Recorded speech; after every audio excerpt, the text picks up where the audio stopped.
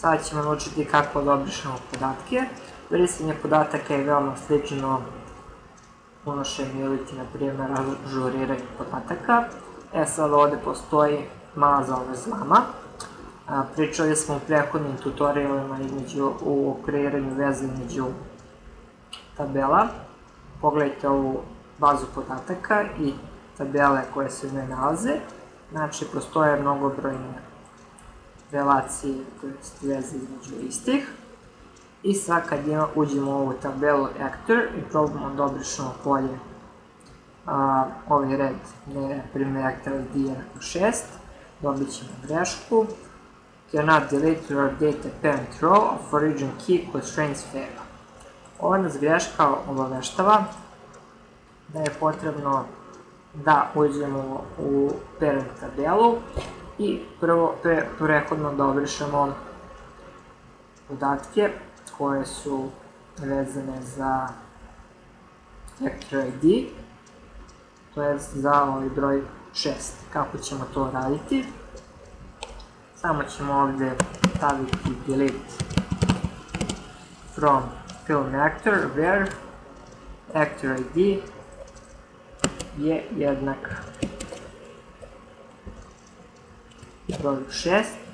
Idemo na go, potvrdimo i sada smo dobili obaveštenje da smo obrisali 20 redova i kad uđemo u ovu tabelu više praktično nemamo podatke gde je Actor ID jednak šestici i sad možemo ući u chart tabelu i izvršiti brisanje. Možemo to raditi preko SQL upita na ovaj isti način ili jednostavno možemo kliknuti na delete. Evo, sad smo dobili obaveštenje, jedan red je obrisan.